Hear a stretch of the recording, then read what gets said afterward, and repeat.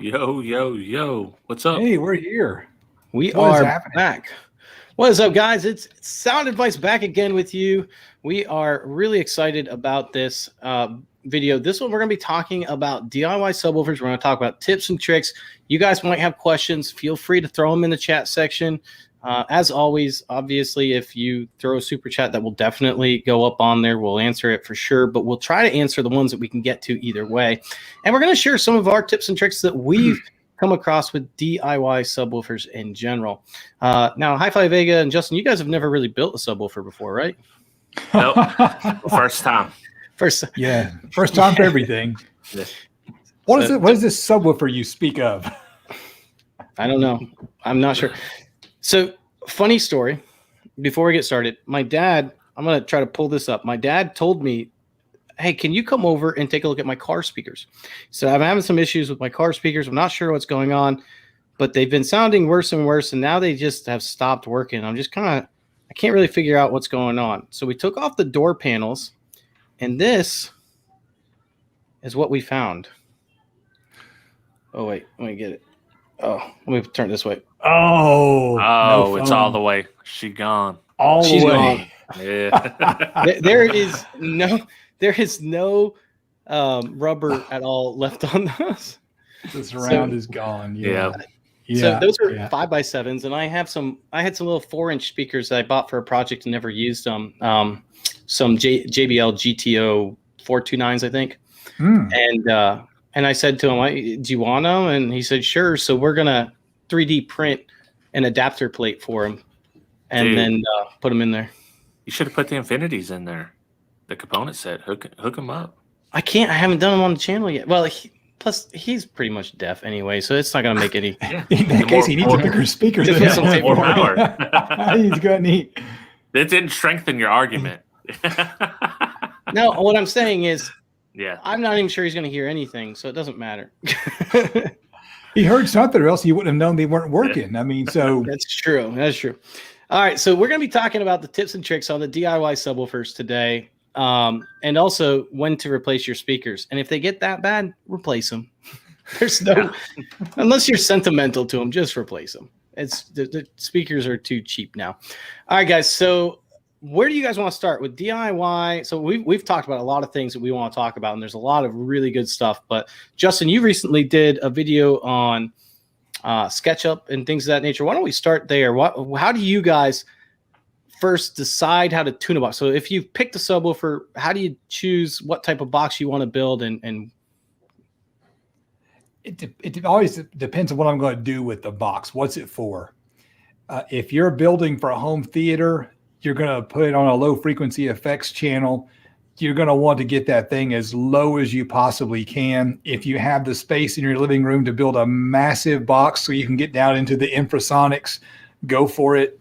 But that's the first spot right there. Where's it going to go? Is it going in a car? What kind of space have I got to fit it into? That's always the beginning. Yeah. Is there a space requirement? And that's something that you want to think about before you even buy the subwoofer. You know, is there a space requirement? Because we're going to be talking about programs like WinISD. We're going to go over some things that I think people miss in WinISD when they do it. WinISD, if you're not familiar, is a free program for you to model subwoofers, and it's really good to use. So we'll be talking about that. What Nick's going to do is I posted a video, and when I put it on Twitter, I said, "Is this the best WinISD tutorial?" So Nick's going to tell me everything that I did wrong in my WinISD tutorial. I am not at all. So, but you're right. So box size is really important. So is there a space constraint? HiFi Vega, what about you? What are some of the other things that you think about before you even start building a box? Well, obviously, box size is probably the main thing, but you also got to think about what you're trying to accomplish, as in car audio. Do you want it to play low? Do you want it to play up high, maybe cover up some of your mid bass that you may be missing from your speakers? So you've got to have some sort of plan. Or are you trying to go for the highest SPL number that you can get? In that case, you're probably going to want to try to find your resonant frequency range in your vehicle and go from there. And what is the typical resonant frequency range in a vehicle? It's like in the vehicles I've had, it's been anywhere from 36 hertz to like 42 hertz, somewhere in that range. So typically, if you want to do that, you're going to want to find a subwoofer that can tune relatively high in that type of frequency range. And it's kind of a guessing game because you may need a 32 hertz tuned enclosure and put it in there and just kind of see how it reacts. And you're gonna, I mean, unfortunately, you're gonna build a few test boxes to get the perfect box for your system in a car, unless you want a broad range and you're just building a general ported or a general sealed. And I think this is one of the great places to start is if you are testing that out. One of the things that I like to do is to buy ports from Parts Express. One of the ports that they sell are called precision ports. And precision ports actually have different parts that you can actually glue together to make them longer and shorter or whatever. So if you're trying to test different frequency responses, if you buy some of those precision ports, you can just go ahead and add a little bit to it. And what I like to do when I'm testing, instead of gluing them together, which you'll use an ABS glue to glue that together, which would be used like in plumbing. Instead of gluing it together, what I do is I duct tape around it in the beginning until I can find the right tuning frequency that fits. And then when I know I have it, then I glue it together. Yeah, and the best thing about that is you can just take a small ported enclosure on any subwoofer because it doesn't matter the subwoofer you're using to test this. You can just make something small, easy to tune. And using the precision ports is definitely a pro tip because you don't want to keep building slot ported enclosures to test this. Yeah, although if you were doing a slot port, you could, test different lengths if you had to, or add some to them if you need to. But it's definitely a lot more cumbersome and I think troublesome. It's interesting. You talk about tuning in the upper 30s into the 40s. That's pretty high tuning if you're used to home theater kind of builds. And that's the difference between the two. You might tune that home theater.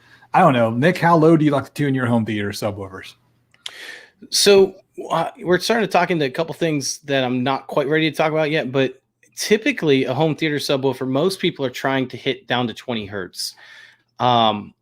Keep in mind when we talk about going down to 20 hertz, we're not talking about, and this is one of those things that I think is very confusing to a lot of people that at least first when they get into this, is they think that they can just pick a subwoofer and tune it to whatever they want to. And although that's true to an extent, it also depends on what HiFi Vega said is what's the response you're going for. Now, typically in home theater, we're going for what's called a Chevy Chev style alignment, which means we want a flat and a quick alignment all the way down as close to 20 hertz as we can get. So our F3 would hopefully be 20 hertz or maybe a little bit lower than that. Like the Ultimax 18, I think we can get down to 17 hertz if we use a big enough box. Yeah, and tuning low like that kind of works the same way in a home as it does in a vehicle. When you get that low, you're getting more movement than sound. And, a lot of people really like over, the sound pressure levels.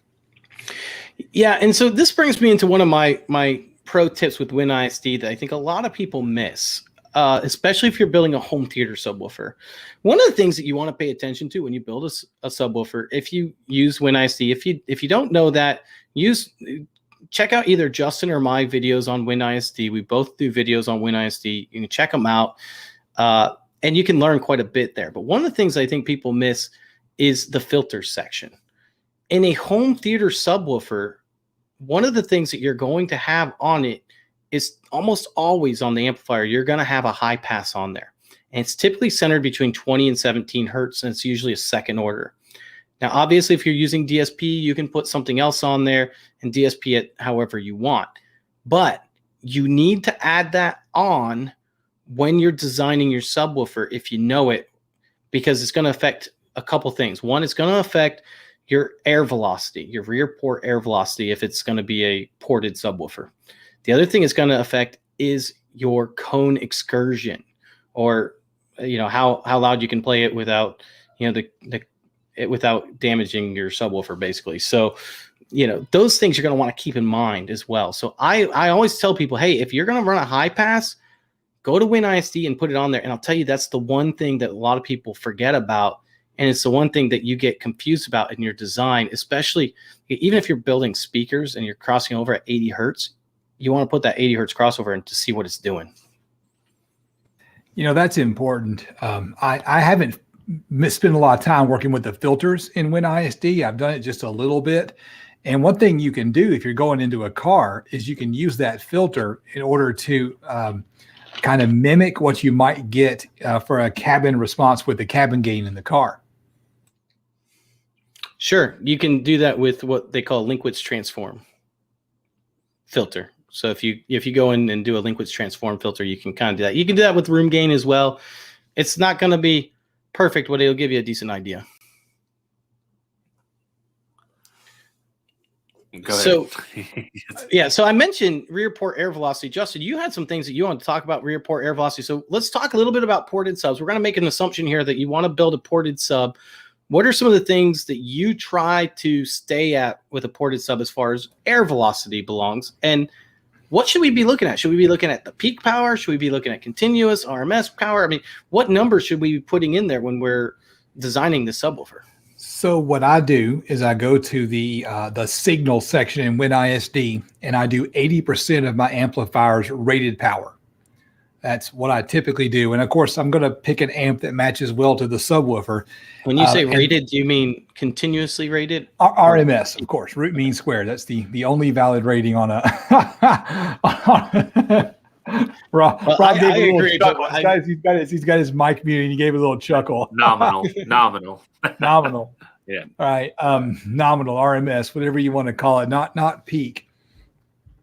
And so, I'd always heard keep your port airspeed velocity below 18 meters per second. And then one day not too long ago, early this month, I was on one of the forums. I think it was DIY Mobile Audio, and someone was asking about it. And I was going to jump in and type, here's the answer you should always go with. And somebody posted, depends on what you're trying to do. And they said, if you're making a sound quality setup, you want it below, I think they said 16.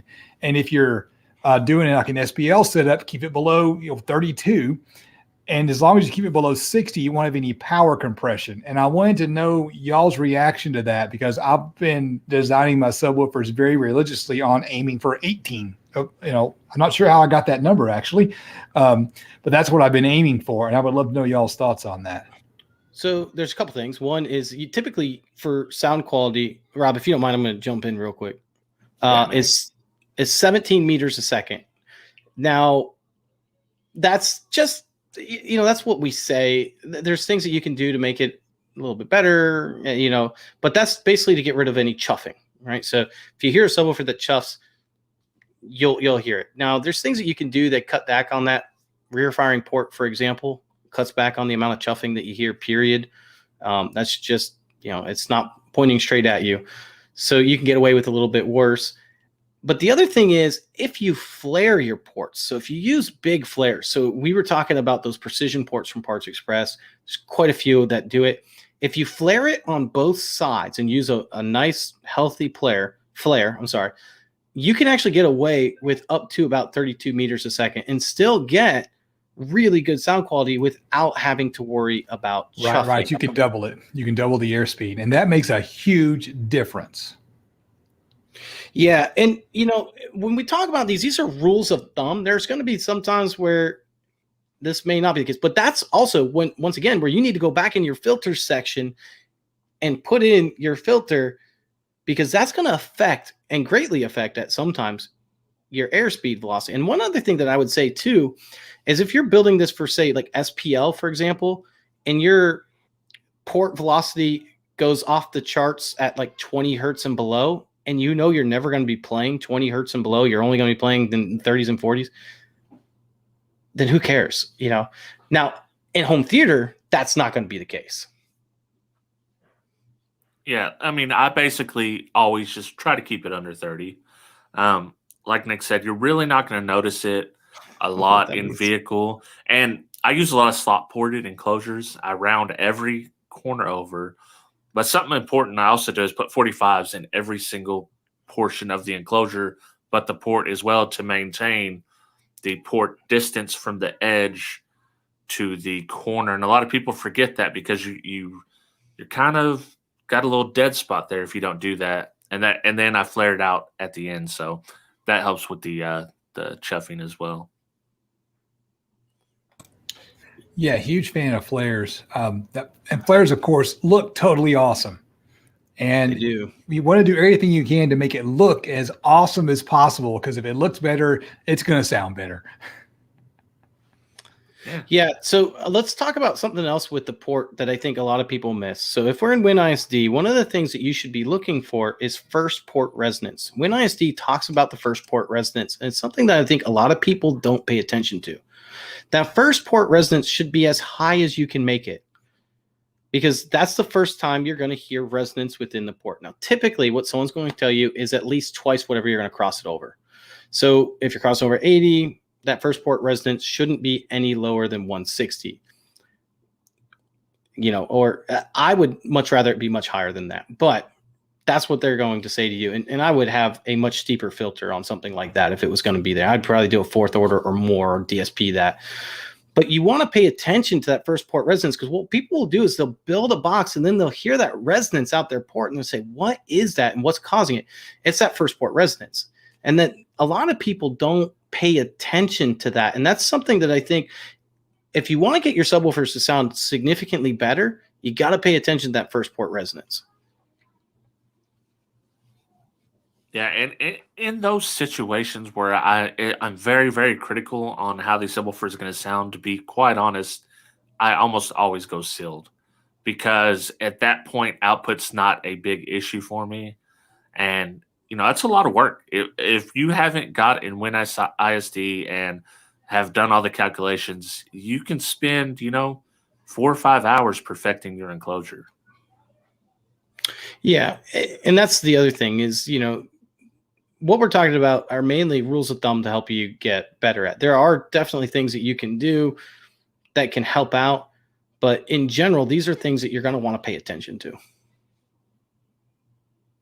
And I have to jump in and I have to show my can while Justin dipped out, because Deviant has to see what I'm drinking. Let's see if we can get it to focus.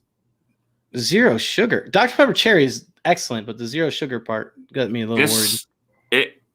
It's better than you might think. It's better than diet, but you can't mess with the full strength any cola. That's true. Obviously. Yeah. So Justin's back with us. Let's get him back in here. Hey, welcome back, guys. I had a random microphone problem. Can you hear me? We can hear you. Yeah, I had wait a minute, don't do that to me. I had a message pop up on the screen and said my mic was unplugged. I was, what the hell? Yeah. So what were y'all talking about? Well, I was trying to figure out what was going on. We just talked all about passive radiators. You missed the whole thing. What would you like to add about that? Oh man, that's my. I know you weren't talking about that. We were. You can ask the people in the chat. We almost finished it off, but we'll get your last thoughts about passive radiators. When would you use one and why? All right, I'll answer that question. The best example of the use case for a passive radiator are these little boom boxes. When you're trying to design a port in a small enclosure, no matter what the tuning frequency, that port's going to get really long, and you've got to make this maze inside of the enclosure, and it's going to take up a ton of space and offset whatever reason you had for a small box. So you have a small box for whatever reason, and then it's got this 4-foot long port in it that you've got to fold around inside the port, inside the box. And that's when you really want to consider a passive radiator. So these little boom boxes we built, perfect example. Small, compact thing. You don't have room or the weight to put a massive port inside it, so you go with the passive. Yeah, and one of the other things that you want to think about too is when you use a passive radiator, you want what they call double the volume displacement of the active woofer. People will say, well, don't you need two of the exact same size? So if you're using a 12-inch woofer, don't you need two 12-inch woofers? And the answer is no, not necessarily. You might, and you may not.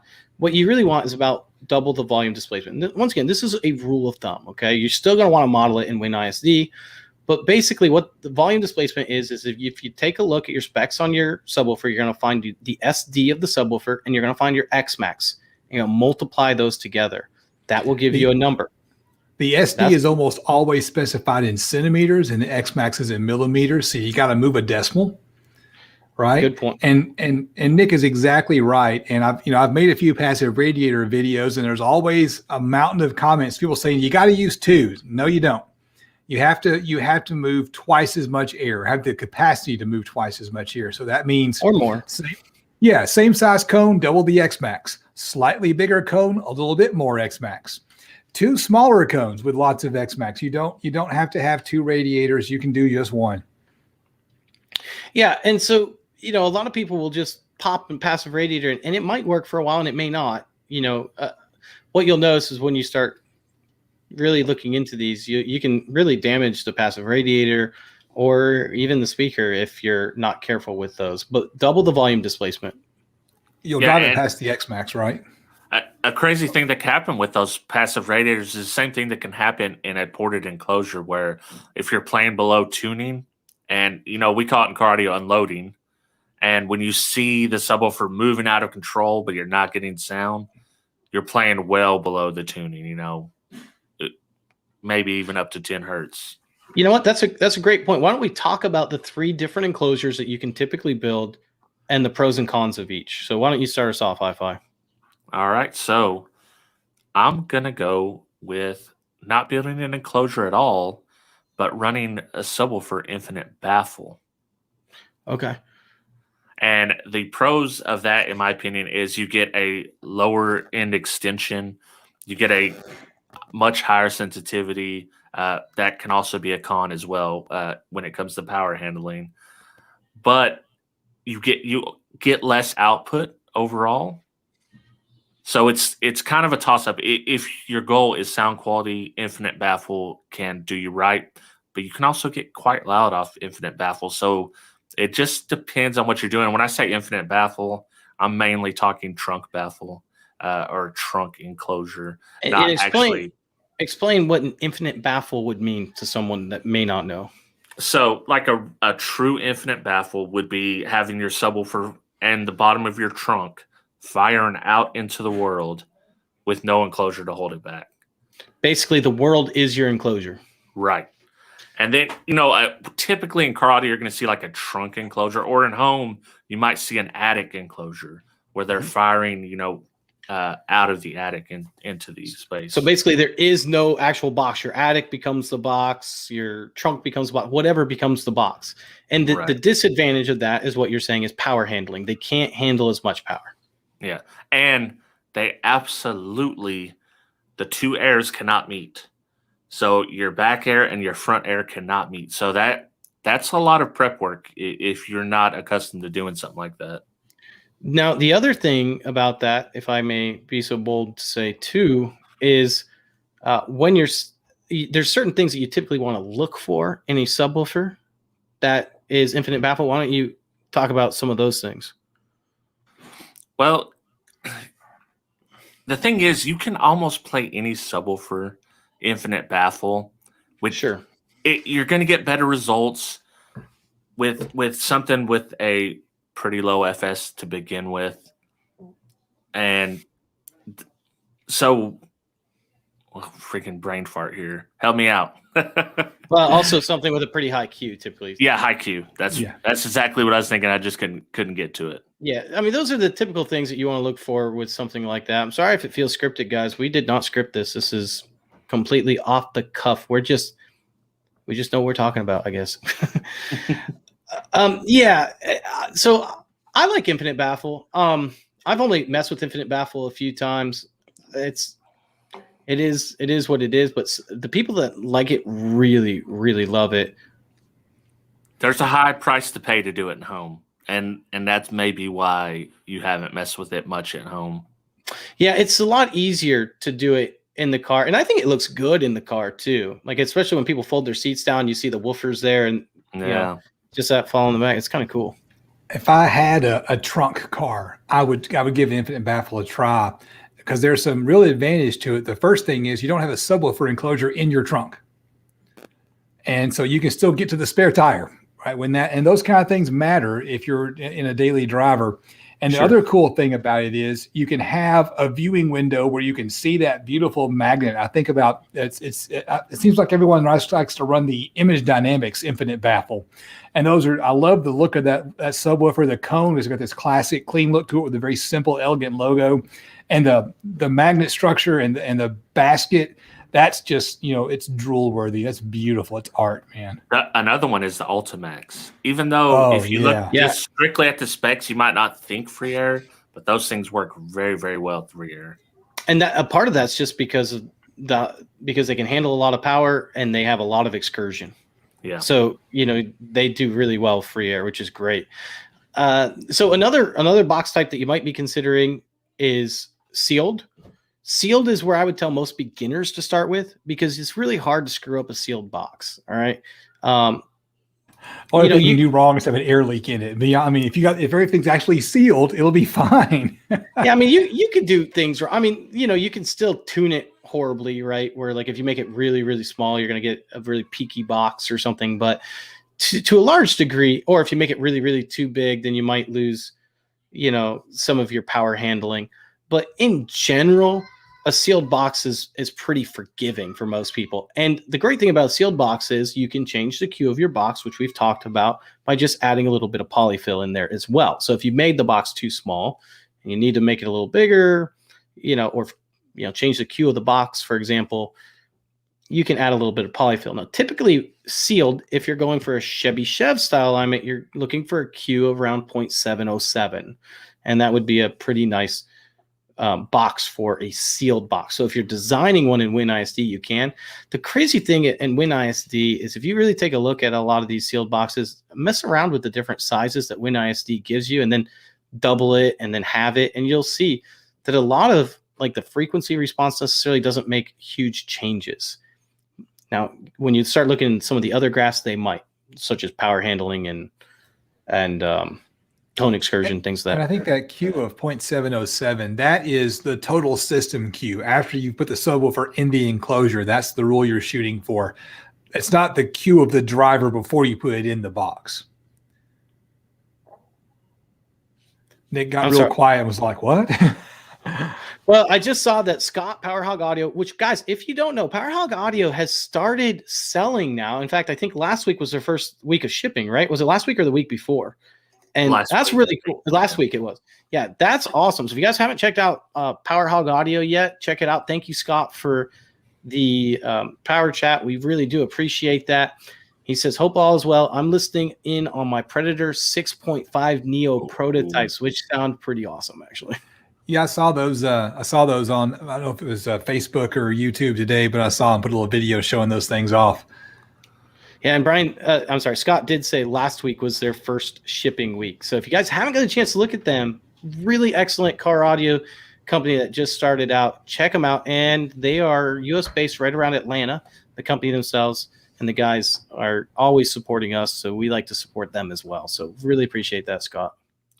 Yeah, for sure. And I might have something coming from them here pretty soon. So. Oh, that sounds excellent. Yeah. So I would say sealed. And then the last one that we haven't really talked about, I would say ported. And the reason why I say ported is because passive radiator is ported.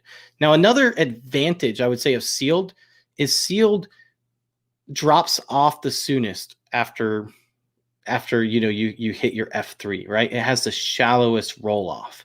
So that means you get more cabin gain, you can get more room gain. Sometimes it's easier to DSP past, a lot of times it's easier to DSP. A lot of ported ones, if you try to DSP post tuning, it can become, problematic, especially with cone excursion. But, that's an advantage of that. Now, the next two would be ported, which is ported and passive radiator. And a lot of people don't understand passive radiator is the one with the sharpest roll off. Okay. It's more like a fifth order roll off. Rolls off pretty fast. So you're not getting a lot of room gain from a passive radiator, which is one of the disadvantages of passive radiators. I still love passive radiators. They're probably my favorite box. Well, Nick, what you're saying to me is when I set my crossover to 80 hertz, it doesn't just stop right there like a wall. Oh, it does. Yep. Oh, it brick does. wall. Okay, good. Because that's what Yeah. I thought it did. I mean, as long as we don't live in reality. Yeah. Yeah. It's always a roll off, right? So you can do a second order roll off, you can do third order, you can do fourth order, you can do fifth order.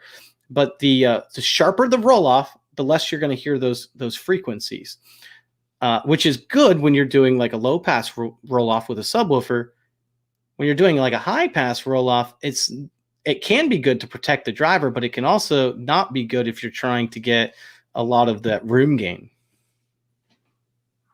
Yeah. The room gain is and cabin gain in a car. That's a little bit. It's a lot of science, but there also is a touch of magic to it when you're just placing things. It may not show well or plot out well, but sometimes random things work that don't look like they're going to work in it when ISD. Yeah, that's a good point. And sometimes it comes down to just trying it.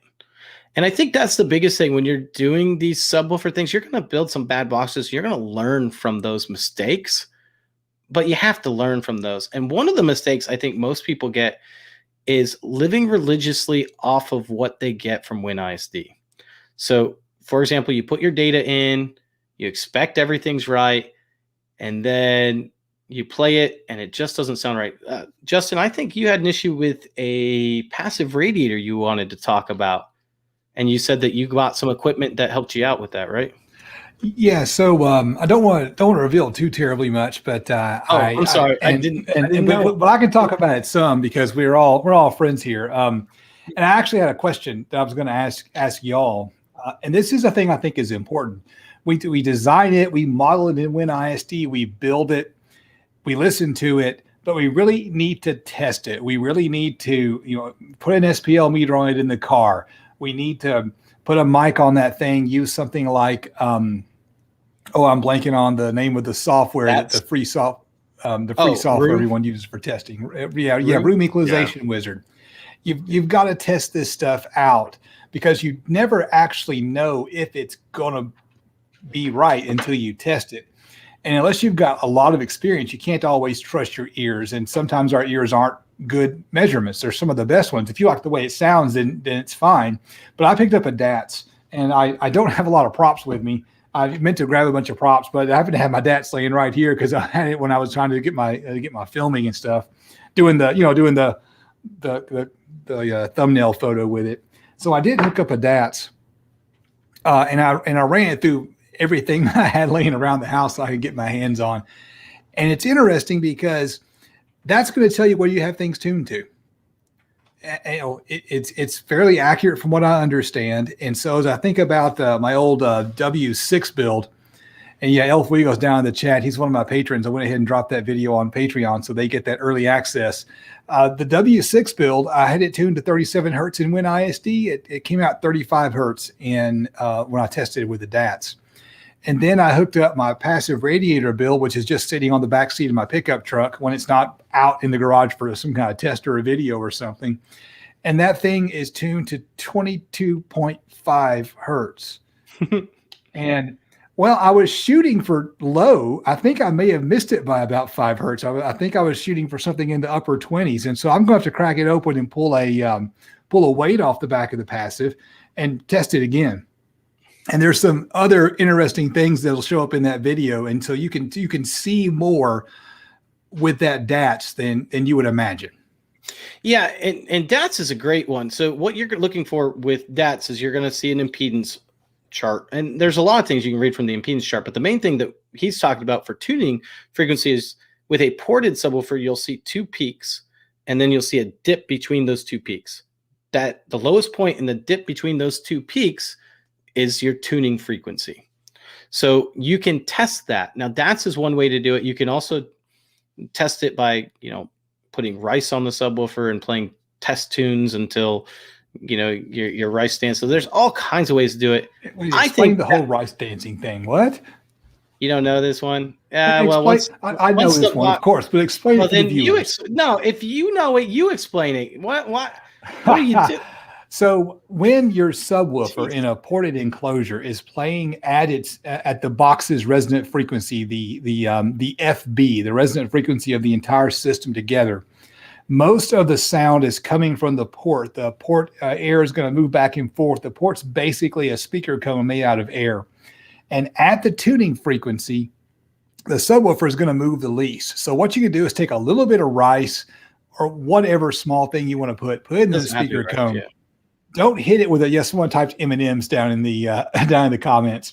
Don't hit it with a lot of power, because if you hit it with a lot of power, you just blow it all out and ruin the point.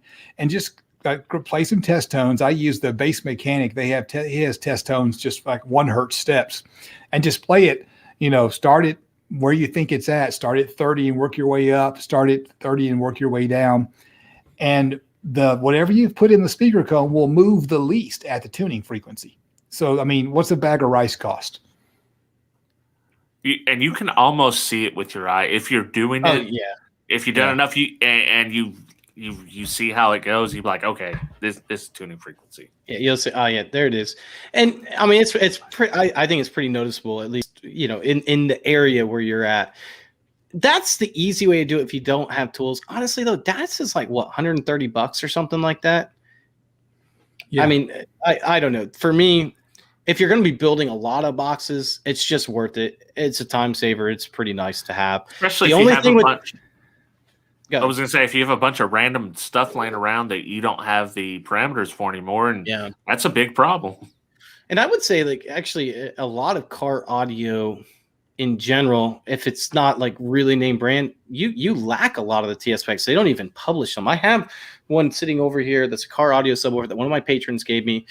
Brian actually gave it to me. A really neat looking subwoofer, no TS specs on them at all. I ended up having to test them and figure it out. It actually looks like it might end up being a pretty good final, subwoofer when it's actually built. It's going to end up using a sealed box, but the other thing cool about the DATs is when you run your impedance sweep, you want it to be smooth. You don't want any weird notches or anything like that in it. If you got some kind of weird notch in it, that means there's something wrong, and you might be able to hear that something wrong inside the box. I'll give you an example.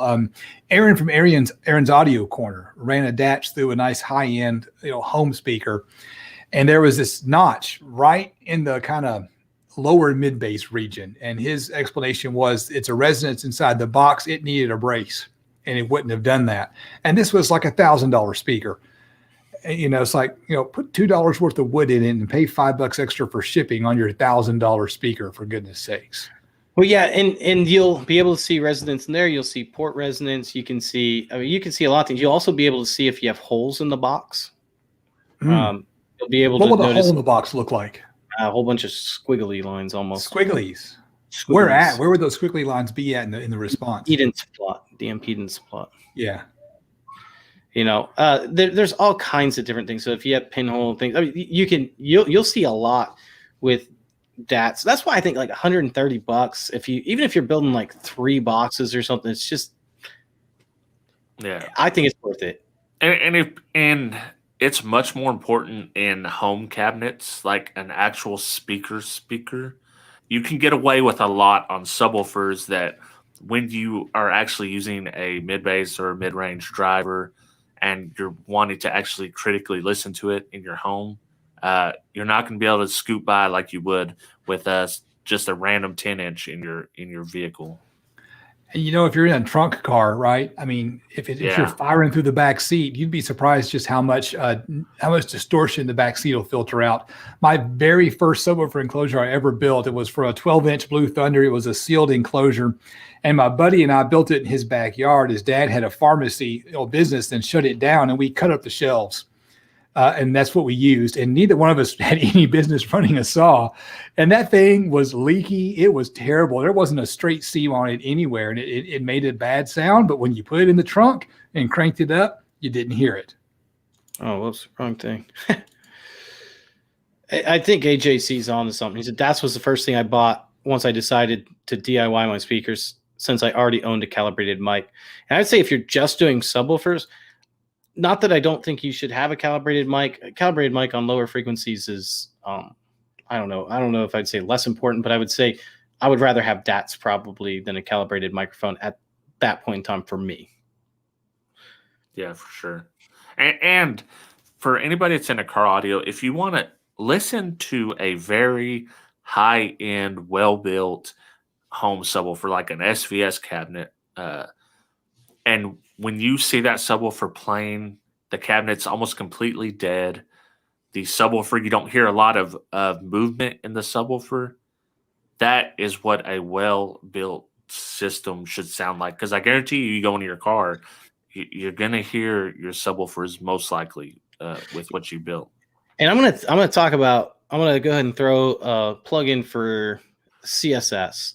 CSS has a 12-inch subwoofer. It's called the SDX12. A lot of people think it's overpriced. It's very expensive, but I'm telling you, I actually have one, and I've been using. It's not right now. I'm finishing the cabinet right now, so it's not actually being used right now. And I will tell you, that is one of the best sounding subwoofers I have ever heard for sound quality. It's crazy. When I first got it, it actually went from sounding awesome. I didn't have the right high pass set. Let me put it that way. And it went from like sounding great to, oh crap, let me turn down the volume, because there was no distortion, nothing coming from that subwoofer. And then of course, once I set the high pass correctly, I mean, that thing just, I mean, it blows pretty much any of my subwoofers away as far as sound quality goes. It's very, very good sound subwoofer. Well, and when you see some of them home cabinets and versus a car audio cabinet that Sony made, you'll look and you're like, why is all this bracing in here? You know, it seems like it's just too much for a small home theater subwoofer, but that's what they're trying to accomplish. Versus, like we said, it's in the trunk. You can get away with a lot more in car audio. Absolutely. And I think that's true. And I think a lot of that just comes down to what you're going for. Because I think a lot of times in car audio, you care less about the linearity than people typically in home audio. Because home audio, Right. We really care about trying to make it as linear as possible. We don't want all of a sudden the bass to jump up in one region and then be really super quiet in one. We want it to be as even as possible. And that's where I would Unless also verbose, and then you just want it to sound terrible. one note. But I think that's where you also get to DSP. And DSP will never fix a bad subwoofer design. It's not going to fix, but it will make a good subwoofer design sound better, and it can help affect your like your room response or your car response. I like the DSP LF if you're trying to save money, if you don't want to spend a ton of money. The DSP LF is only like $60. And if you have an iPhone or iDevice, it'll basically do it for you. But otherwise, there's things like the mini DSP, which is an excellent choice as well. You're going to have to do a little bit more on your end. Yeah, the mini DSP is very cool. I've had the 2x4 and used it, you know, because just I wanted to play with the platform. And I really, you've got me hooked on this Dirac. I kind of want to get the mini DSP. I want to see it in cars, so I might make that happen in the future. I think it might be pretty fun. I think that would be excellent. I need to get one of those DSP Diracs actually in to test as well for the home theater side, because I think that would be, I mean, it is supposed to be top of the line, best of the best for, you know, your DSP. All right, guys. So back to subwoofers. The chat, y'all. The chat has been hilarious after we started talking about rice. It's gone off on a direction. It's Chinese food. It's everything. But back to the rice. If you do have a passive radiator, right? If you're running a passive radiator, when you can put the rice on the passive as well, and when the passive is doing most of its motion, that's when you're at the tuning frequency. So the active should be sitting pretty much still. The passive should be blowing the rice out, if you want to use the rice trick on a passive radiator setup. I will tell you, if you're beginning out, I would say passive radiator should probably be the last one that you go to. I would go in order. Like if I was beginning, I would start with a sealed, then I'd move to a ported, and once I got my ported design down correctly, then I'd move to passive radiator. In my experience with most people, passive radiator has been the hardest one for people to get. Now, it's also hard because in WinISD, it doesn't auto-calculate it. WinISD does a great job of auto-calculating pretty much most of the drivers that you put in, whether it be ported or sealed. And we talk about ported, we're talking about all the different ports. We're talking about bandpass, however you want to port it, okay? And when we talk about passive radiator, though, you have to really start to know what's going on to be able to design that box appropriately and figure out how much weight you should be putting on these passive radiators. And then on top of that, you're going to want to go to WinISD and you're going to look at what we already talked about, you're going to need to look at your cone excursion of your main driver, but you also want to look at the cone excursion of your passive radiators because you can tune them too low where that is going to become problematic, and those will have an excursion issue as well. So you want to, and when we say that you want to look at these things, make sure that when you're in WinISD, you put your power handling in it. So you're going to go to signal, and when you go to signal, you're going to type how many watts. And like Justin said, he uses 80%. I actually use 100% of my RMS power just because I want to be ultra safe. Also, if I'm doing 100%, you can actually adjust that number whenever you want to, down to 80 or whatever. But I like to do 100%. Yeah, full send. Just yeah. It's kind of like what Justin's doing is a bit like a gain overlap by only doing the 80%, so he's giving himself a little bit of room to play with there. That, and there's going to be some impedance rise, some box rise, and that's will show you how low your impedance gets. You're never going to get in just a regular box the resistance that you think you're getting when you calculate your amplifier power. That's one we definitely need to cover sometime because I don't think people understand the impedance curve and how a speaker actually works. It's not I have resisted loads here that can hold a 4-ohm load up to 1,000 watts or whatever I want it to be, but that's not how speakers work.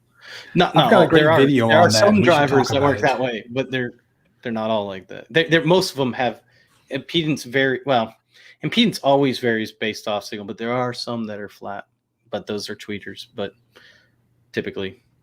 But anyway, to make a long story short, what he's saying is impedance varies based off of your actual frequency that you're playing. Yep. Justin, did you have something to say to that? I was going to say I've got a video that talks about that. It's from back in last summer, and the way I like to think about it, a voice coil is a coil. Another word for it in coil is an inductor. And inductors have a different AC resistance at every possible frequency. Well, not technically every possible. And by the way, you can test that on DATs and actually see it. You can actually see the inductance of an inductor. So there's just so much cool stuff you can do with it. And that is the thing that I think is completely misunderstood. People don't have the slightest clue how that actually works. Yeah, I think you're right. I mean, I know you're right because I get questions about it all the time about impedance. And they say, if I put a 4-ohm impedance woofer with an 8-ohm tweeter, what's my final impedance? It's like,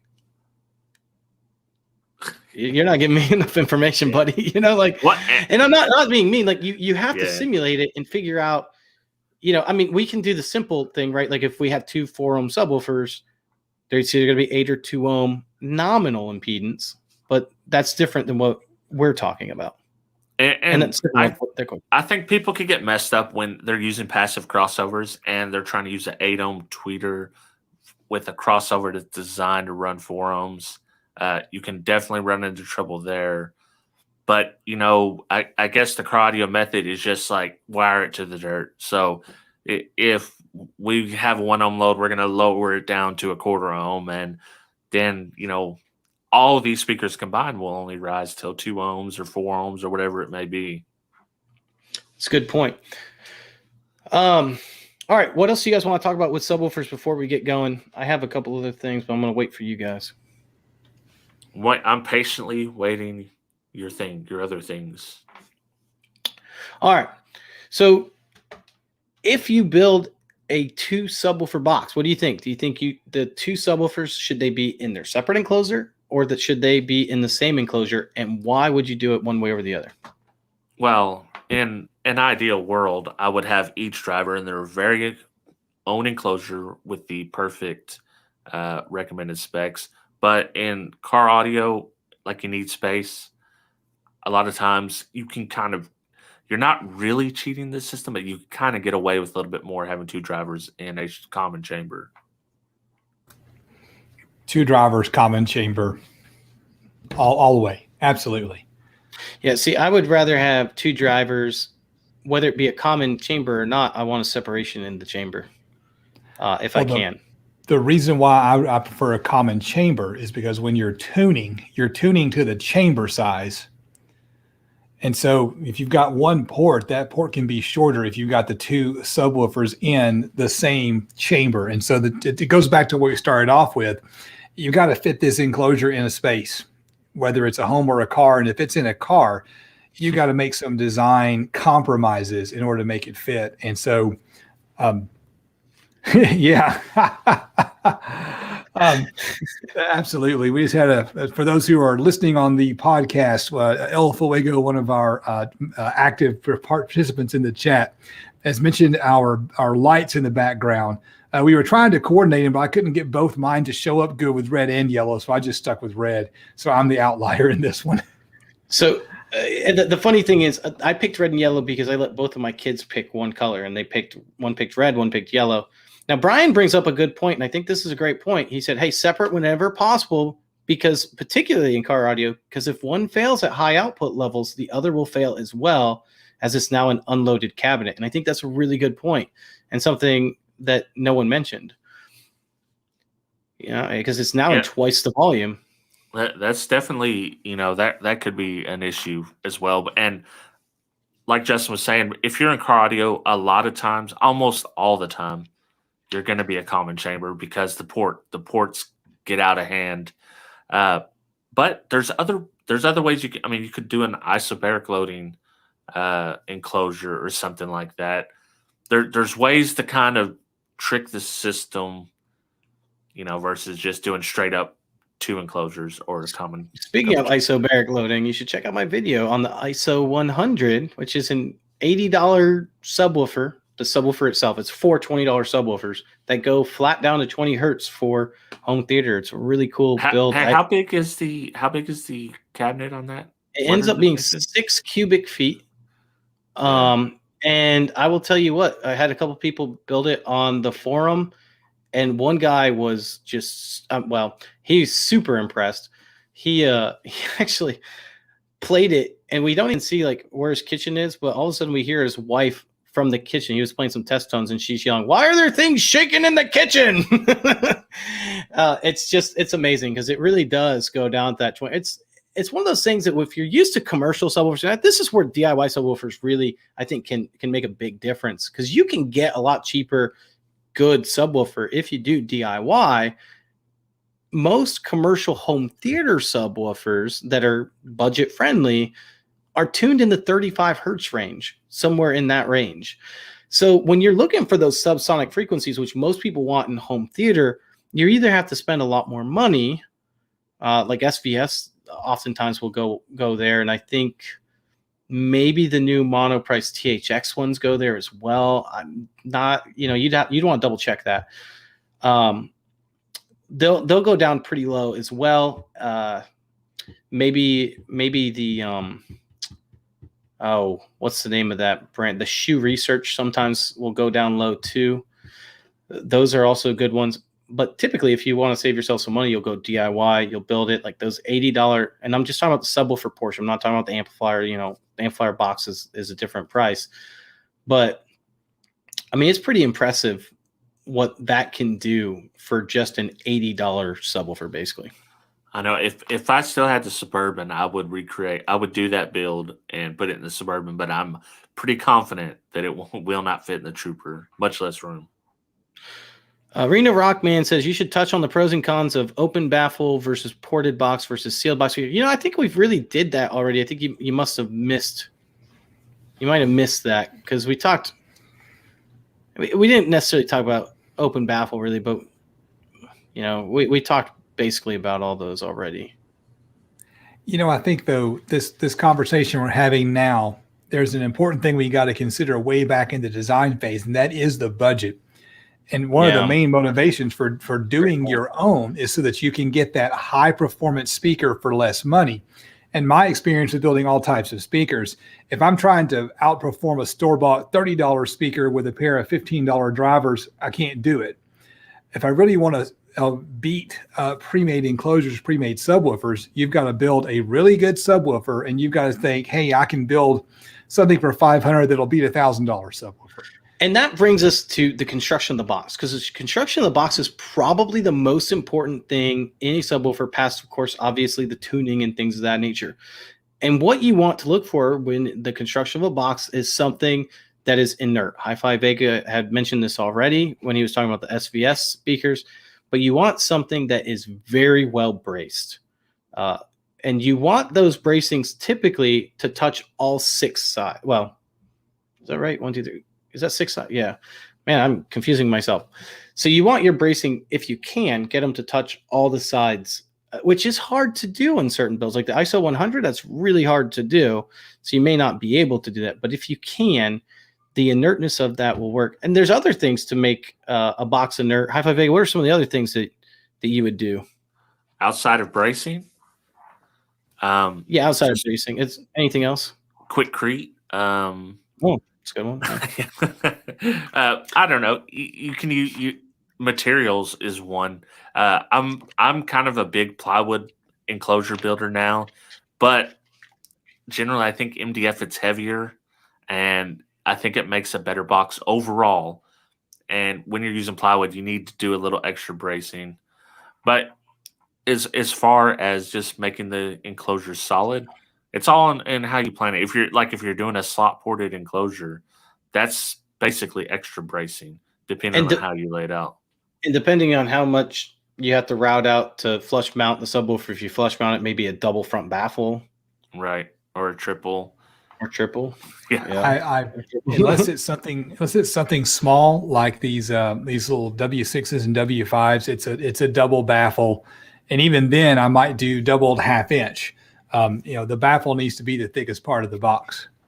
So there's another thing that you won't find on a lot of commercial subwoofers, although it did have it on my Cadence home theater subwoofer, believe it or not, which Cadence is usually known for less expensive things. But man, I used to love that little Cadence home theater. It was not tuned low, but it was, for what it was really good for what it was and what the price I paid.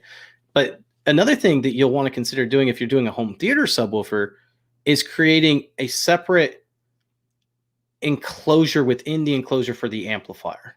You can get a lot of pressure on the amplifier, and if it's not sealed well, that can really become issues and problematic. So I almost always try to, if it's a really big build and something that I know that's going to get a lot of pressure, put a separate MDF panel there. You're still going to have speaker wire going through there, and you can seal that with Gorilla Glue or whatever you want to seal it with. But a lot of times sealing off the amplifier chamber is another good thing to do. Yeah, for sure.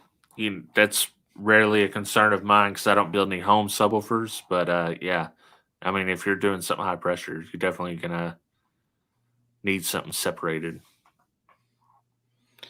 Yeah, absolutely.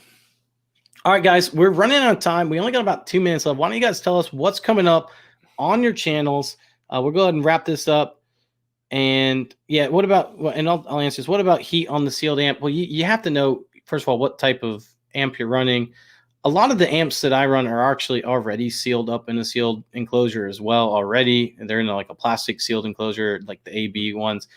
Class D, you have less to usually worry about with cooling, but that's something to pay attention to if you think it's going to be an issue. Now, a lot of people, if you're going to the bigger DIY home theater subs, you're going to end up going to a PA style amplifier, something like the iNuke 6000, which is what I run to do all my testing on my bigger subwoofers, or, Crown has a few ones, things like that. But you almost always want to change the fans on those because they are super loud.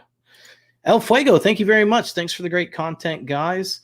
And we really appreciate that $5 donation. It really does keep us doing this. We really do appreciate this. People want to ask what happened to Kirby Meets Audio. So I'm going to answer that question. What happened to Kirby Meets Audio? You have to ask him. I'm not going to get in the middle of anyone else's business. So if you want to, really, you're gonna have to reach out to Kirby Meets Audio. That's between you and him. But I hope that he is doing great. I wish him the best. I love Kirby. And me and Kirby hit it off really well. We've talked quite a few times, and I hope the best for him. He's a fantastic guy. All right, sorry, Justin, what do you have coming up on your channel? Well, I do have my my DATS video that we talked about earlier in our show. So that's the next thing that's coming up. And the weather's getting nice, and so I'm hoping that I'm going to have some chance to do some building. That's what I'm hoping to do. I need to build a couple of test boxes just to have around for various video purposes. So I hope to get some woofers that are just laying around in the garage into some boxes over the next couple of weeks. Nice. Or it's going to be a train wreck. Who knows? You never know. So I visited SQology, the Lone Star Shootout. I posted that up today. I've got a few amp tests going. Like I said, you might hear something from Power Hog, but I picked these up. So these are. Let me see if I can get it to show up on camera here. Come on, do it. Cover my face. They're not working. They're too white.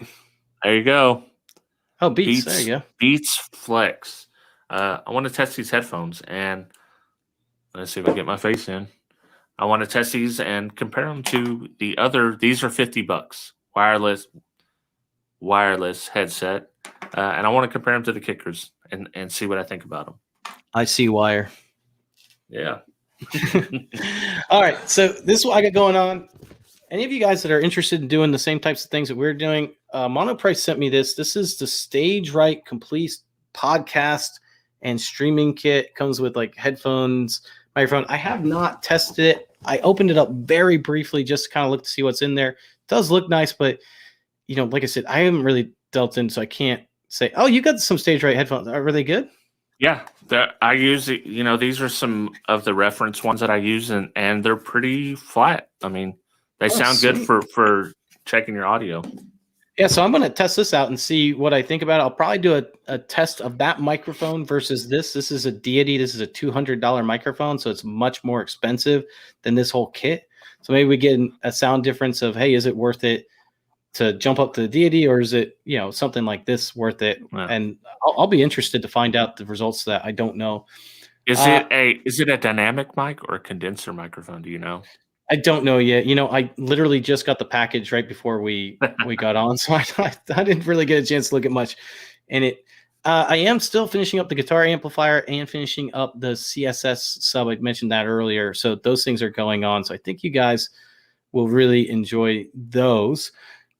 The Mookie speakers I talked about last week that I was going to get out, they didn't get out because they're not in stock, and so I was asked to kind of hold off on that. So I'm going to hold off on that until, they come back in stock. And that's just for Mookie.